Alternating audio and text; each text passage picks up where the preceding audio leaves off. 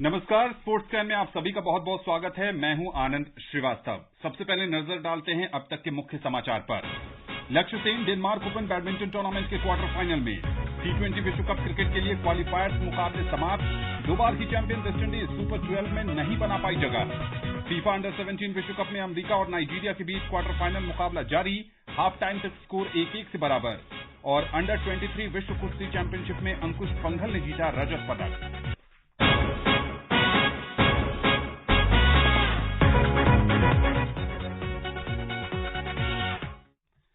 Denmark open badminton tournament में लक्ष्य Sen quarter final में पहुंच गए हैं। प्री क्वार्टर फाइनल में 2021 के विश्व चैंपियनशिप के कांस्य पदक विजेता लक्ष्य सेन ने 39 मिनट के संघर्षपूर्ण मुकाबले में दुनिया के 13वें नंबर के खिलाड़ी एचएस प्रणॉय को 21-9, 21-18 से हराया।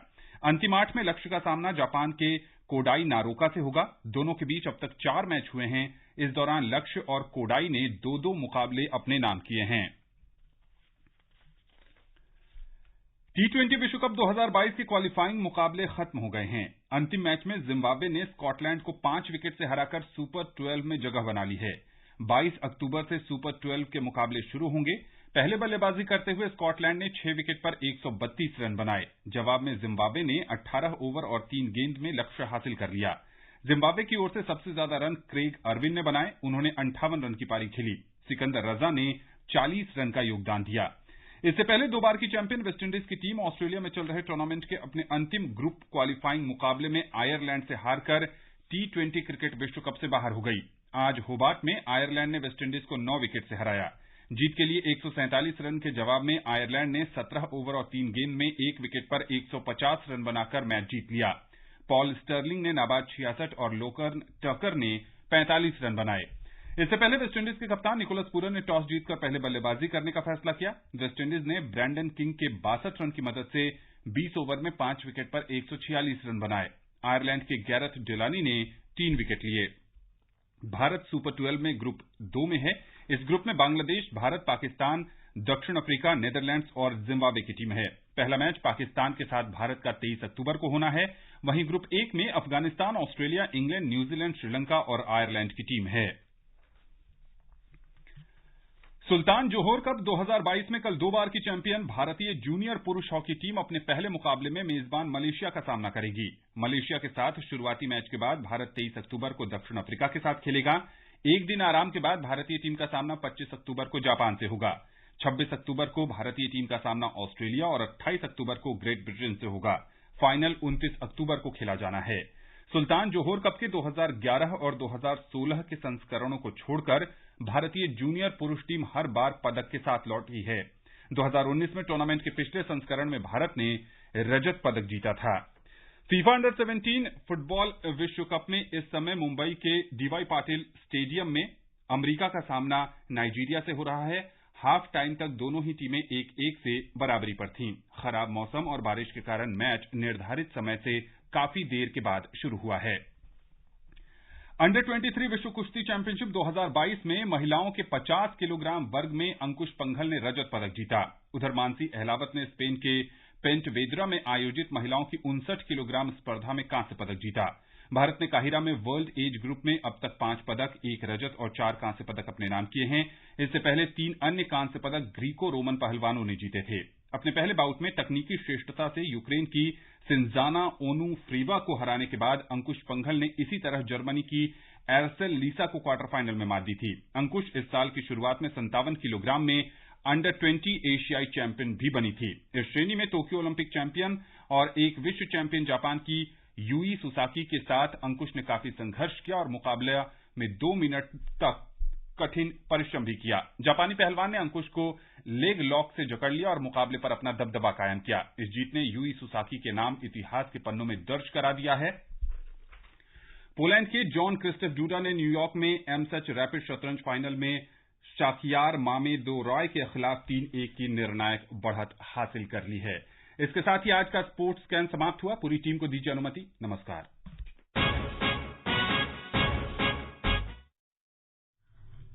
ये है FM गोल्ड 100.1 मेगाहर्ट्ज पर।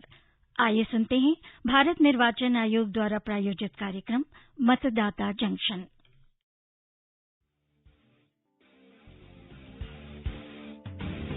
जब जुड़े लोग से लोग, वोट से वोट बने, तब लोकतंत्र का सिस्टम, मतदाता जुड़ते जाए बने तब ऐसा नया कनेक्शन, मतदाता जंक्शन, मतदाता जंक्शन, मतदाता जंक्शन, मतदाता जंक्शन। नमस्कार साथियों, स्वागत है आप सभी का हमारे इस कार्यक्रम में। मेरा नाम है भारती और मैं हूँ भारत, और हम लेकर आए हैं आपके लिए ढेर सारी जानकारियाँ। आपके पास? अरे नहीं, हम तो माध्यम है, जानकारी तो चुनावी चाचा के पास है। चलो चलते हैं उन्हीं के पास। अरे चलना कहाँ है, वो देखो खुद ही आ गए चुनावी चाचा। नमस्ते नमस्ते। आइए नमस्ते चाचा। अरे बच्चों, देर तो नहीं हो गई मुझे? नहीं बिल्कुल चाचा। बिल्कुल नहीं। हम सब बस आज आपकी बात कर रहे थे। अच्छा, मेरी बात कर रहे थे? ऐसी क्या बात है? अरे कल्पना बिटिया नहीं आई? अरे चाचा जी, आप पीछे तो देखें। भाई नमस्कार आप सबों को। नमस्कार नमस्कार।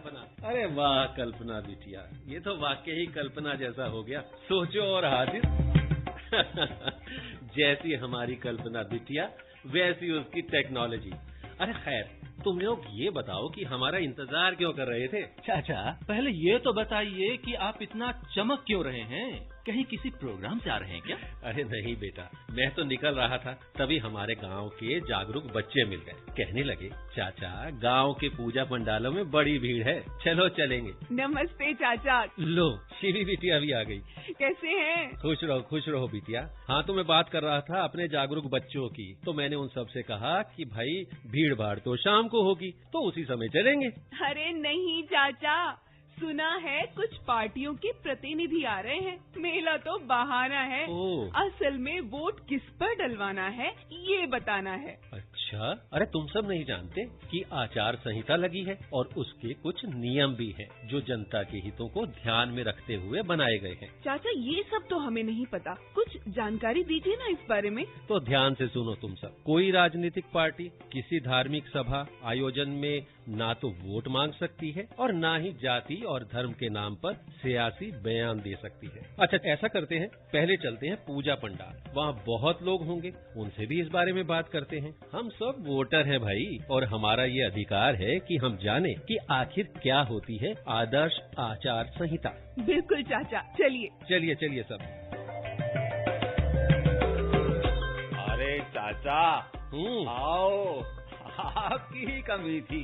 देखो आज बहुत लोग आने वाले हैं। अच्छा, अरे भाई ये तो बताओ सरपंच भैया, कौन कौन लोग आने वाले हैं? अरे चुनावी चाचा, पंडाल में राजनीतिक पार्टियों के प्रतिनिधि आने वाले हैं। अरे सरपंच भैया, वो आते रहेंगे, पर आप सब ये बताओ कि आदर्श आचार संहिता के बारे में कुछ जानकारी है आप लोगों को कि नहीं? अगर है तो इन बच्चों को भी बताओ। अरे चुनावी चाचा, थोड़ा बहुत पता है, पर वो उतनी जरूरी नहीं है। अरे बहुत जरूरी है सरपंच भैया, गांव के हर व्यक्ति को पता होना चाहिए। ठीक है भाई, आप ही बता दो। तो भाइयों और बहनों, जरा ध्यान से सुनो। आदर्श आचार संहिता राजनीतिक दलों और प्रतिनिधियों के लिए बनाई गई नियमावली है, जिसका पालन चुनाव के समय आवश्यक है। चुनाव आयोग चुनाव से पहले इसे लागू करने की घोषणा करता है, और जब चुनाव प्रक्रिया पूरी हो जाती है तब इसे समाप्त करने का भी ऐलान करता है। इसके कुछ नियम है, वो भी ध्यान से सुन लो। सरकार के द्वारा कोई लुभावनी घोषणाएं नहीं करना, चुनाव के दौरान सरकारी मशीनरी का दुरुपयोग नहीं करना, और हाँ, अगर कोई आपको धर्म जाति के नाम पर बांटने की कोशिश करे तो उसे रोकने के उपाय भी करना। बस आपको एक रिपोर्ट करनी होगी। अरे वाह, सरपंच चाहे मैं हूँ, लेकिन इसीलिए तुम्हें चुनावी चाचा कहते हैं। वाह भाई वाह। अरे भैया, और भी जानकारी मिलेगी आपको रेडियो के मतदाता जंक्शन पर। अरे चाचा, आपने ये नहीं बताया कि अगर कोई दल इस प्रकार से पक्षपात या भेदभाव वाली बात करता है तो मतदाता सी विजिल ऐप पर इसकी जानकारी दे सकते हैं। अरे हाँ कल्पना बिटिया, हमें लगता है कि हमें आचार संहिता से जुड़ी और ज्यादा जानकारी के लिए निर्वाचन अधिकारी से हुई बातचीत सुननी चाहिए। तो आइए सुने वरिष्ठ उप निर्वाचन आयुक्त निर्वाचन आयोग श्री अजय भादु क्या बता रहे हैं। मॉडल कोड ऑफ कंडक्ट अर्थात आदर्श आचार संहिता राजनीतिक दलों और प्रत्याशियों के मार्गदर्शन के लिए निर्धारित किए गए नियमों का एक ऐसा समूह है जिसे राजनीतिक दलों की सहमति से तैयार किया गया है और उसका अक्षरशः पालन करने के लिए इन सभी ने सहमति भी दी है। भारत निर्वाचन आयोग भारत के संविधान के अनुच्छेद 324 के अधीन संसद और राज्य विधानमंडलों के लिए स्वतंत्र, निष्पक्ष और शांतिपूर्ण निर्वाचनों के लिए आयोजन के लिए केंद्र तथा राज्यों में राजनीतिक दलों और निर्वाचन लड़ने वाले अभ्यर्थियों इनके द्वारा इसका अनुपालन सुनिश्चित कराता है। यह भी सुनिश्चित किया जाता है कि निर्वाचन के प्रयोजन के लिए शासन तंत्र का दुरुपयोग न हो। किसी भी प्रकार का निर्वाचन अपराध, कदाचार और भ्रष्ट आचरण जैसे मतदाताओं को लालच देना, धमकाना और भयभीत करना जैसी गतिविधियों को हर प्रकार से रोका जाता है। उल्लंघन के मामले में उचित उपाय भी किए जाते हैं। आदर्श आचार संहिता को निर्वाचन की घोषणा की तारीख से लागू किया जाता है और यह निर्वाचन प्रक्रिया के पूरे होने तक उस निर्वाचन क्षेत्र में लागू रहती है। सुना आप सबने मॉडल कोड ऑफ कंडक्ट के बारे में कितनी बेहतरीन जानकारी दी वरिष्ठ उप निर्वाचन आयुक्त निर्वाचन आयोग श्री अजय भादु ने। भारती, उनसे बढ़िया और कौन बता सकता है।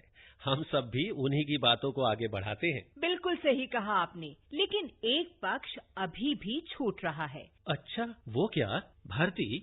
कोई भी पक्ष छूटना नहीं चाहिए। पर छूट क्या रहा है? बताती हूँ। हम सब मीडिया कर्मी है ना? हाँ, तो मीडिया कर्मी की भी कुछ भूमिका होती है। हाँ, चाहे अखबार हो या पत्रिका हो, दूरदर्शन हो या आकाशवाणी या फिर सूचना प्रसारण का कोई भी माध्यम हो, चुनाव की घोषणा होते ही, आचार संहिता लगते ही इनकी जागरूकता बढ़ जाती है कि नहीं? आज सभागार में कठपुतलियों का खेल और संवाद आएंगे। कई बातें भी बताई जाएंगी। चलो हम सब चल कर देखते हैं। चलो।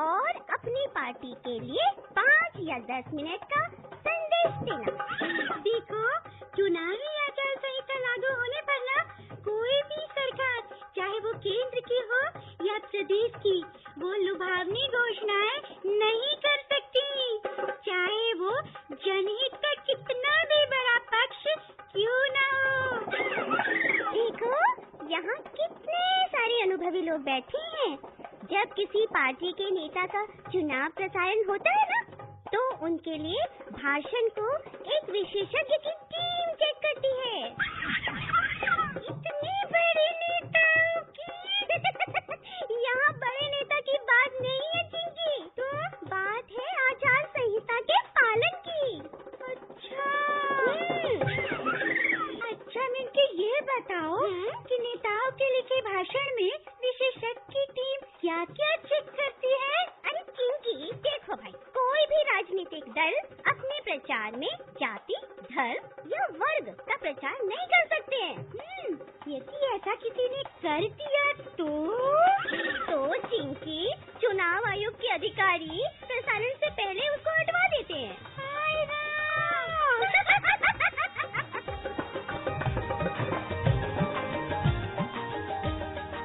अरे वाह भारती बिटिया, ये तो बहुत ही उपयोगी बातें बताई इन चिंकी और मिंकी कठपुतलियों ने। बिल्कुल, ये तो हमारे लिए बहुत ही उपयोग में लाने वाली जानकारी है। अच्छा, इसी बात पर हम अब जानकारी सुन लेते हैं कि हमारे सेलिब्रिटी आइकॉन क्या कह रहे हैं। हाय हेलो नमस्कार, मैं हूँ Shalini Sharma, state icon election department Himachal Pradesh. By profession में एक आरजे हूँ एंड जब आप ऑन एयर होते हैं ना, रेडियो पर बोलते हैं, तो एक एक शब्द जो आपका है, एक एक वर्ड वो मैटर करता है, एक एक सेकंड की एक्चुअली वैल्यू होती है। उसी तरीके से जब इलेक्शंस होते हैं ना, तो हर एक वोट मैटर करता है, हर एक वोट की वैल्यू होती है डेमोक्रेसी को स्ट्रांग बनाने में। एंड पर्सनली अगर मैं बात करूं ना, तो काफी टाइम से एक मेरी ट्रिप प्लान थी नवंबर में, लेकिन मैंने उसे पोस्टपोन किया है बिकॉज आपको पता है यार, इलेक्शंस होने वाले हैं हिमाचल में। सो मेरे देश ने, जो इंडिया ने मुझे एक इतना बड़ा अधिकार दिया है, सबसे बड़ा जो राइट दिया है कि मैं डिसाइड कर सकती हूँ कि मेरी स्टेट का फ्यूचर कैसा होगा, मैं अपना लीडर चुनूंगी, तो मैं उस राइट को यूज करना कैसे मिस कर सकती हूँ। और ऑफकोर्स मैं खुद तो मिस नहीं करूंगी, बाकी जो और लोग हैं ना, उन्हें भी अवेयर करूंगी, उन्हें भी कन्विंस कर रही हूँ मैं। एंड ये जो शो है मतदाता जंक्शन, बहुत ही अच्छा इनिशिएटिव है और आई एम रियली हैप्पी कि मुझे भी इससे जुड़ने का मौका मिला। और सिर्फ आज ही नहीं, टाइम टू टाइम मैं आपसे बातें करने के लिए और यहाँ पर आती रहूंगी। इन किसी भी तरह की कोई भी जानकारी अगर आप लेना चाहते हैं वोटिंग को लेकर, तो 1950 ये टोल फ्री नंबर है और साथ में www.nvsp.in यहाँ पर भी आप लॉग इन कर सकते हैं। Stay tuned. है तू अब सागर बन, किरण है तू अब सूरज बन, हवा है तू अब तूफान बन, उमंग है तू अब उत्सव बन। चलिए आप सबको हमारे एक साथी से मिलवाते हैं जो शहरी मतदाताओं को आचार संहिता के बारे में जानकारी मुहैया कराते हैं, उन्हें जागरूक भी करते हैं। नमस्कार, मैं योगंबर पोली हूँ, उत्तराखंड के पौड़ी गढ़वाल का रहने वाला हूँ और आप सभी लोगों से ये निवेदन है कि लोकतंत्र की मजबूती के लिए अपने मत का प्रयोग जरूर करना है। वोट करें, मतदान करें, वोट करें, मतदान करें, वोट देश के लिए जरूरी, आओ इसका सम्मान करें। वोट करें, मतदान करें, वोट करें, मतदान करें। 5 साल में मौका मिले वोट अधिकार अपना, लोकतंत्र मजबूत बने, हम सबका है ये सपना। वोट देने का दिन जब आए, वोट देश के नाम करें। वोट देने का दिन जब आए, वोट देश के नाम करें। वोट करें, मतदान तो सुना आप सबने, आप सब भी चाहें तो जागरूक मतदाता बन सकते हैं और हमारे साथ अपनी भागीदारी कर सकते हैं। बस अपनी 1 मिनट की ऑडियो हमें भेजकर। क्यों कल्पना? ये हुई ना बात। इस तरह तो सबकी भागीदारी सुनिश्चित हो जाएगी टेक्नोलॉजी के द्वारा। सही कहा बिटिया। और अब बारी है सवाल जवाब की। भारती, पिछले बार के सवाल का जवाब बता दें? बिल्कुल। सवाल तो ये था, किस वर्ष संसद में विश्वास मत हासिल करने में 1 वोट की कमी के कारण तत्कालीन प्रधानमंत्री ने त्याग पत्र दे दिया था? एपिसोड 2 के क्विज का जवाब है, वर्ष था 1999। हमें बहुत खुशी है कि देश भर से हमें उम्मीद से कहीं ज्यादा बढ़कर उत्तर मिले हैं। हमारे दूसरे एपिसोड में पूछे गए प्रश्न के भाग्यशाली विजेता बने हैं पुडुचेरी मुरुंगा पक्कम के KR शिवालिंगम। आपको बहुत बहुत बधाई। भारत निर्वाचन आयोग के सौजन्य से आपका पुरस्कार आपके दिए गए पते पर बहुत जल्दी पहुंच जाएगा। हमें उम्मीद है कि आपने हमारा ये एपिसोड बहुत ध्यान से सुना होगा। तो अब आज के इस एपिसोड यानी एपिसोड नंबर 3 का सवाल सुनिए। चुनावी प्रक्रिया के दौरान आदर्श आचार संहिता किस दिन से प्रभावी हो जाती है? याद रखें, सवाल है आपको बताना है कि किस दिन से प्रभावी हो जाती है। अपना जवाब हमें व्हाट्सएप कर दें। हमारा नंबर है 9999031950। भाई सवाल जवाब तो हो गए। चाचा, चलते चलते ये तो बता दीजिए कि गांव वाले किसी आयोजन में जाएं या ना जाएं? अरे बिल्कुल जाएं, पर अपनी आंख और कान खोल कर जाएं। आज के कार्यक्रम में हमने जाना आचार संहिता के बारे में। मतदाता जंक्शन के अगले एपिसोड में हम बात करेंगे voters registration special summary revision के बारे में। सुनना ना भूलें। अगले सप्ताह इसी समय हम सब फिर मिलेंगे। तब तक के लिए नमस्कार। जब जुड़े लोग से लोग, वोट से वोट बने, तब लोकतंत्र का सिस्टम मतदाता जुड़ते जाए बने तो ऐसा नया कनेक्शन। मतदाता जंक्शन है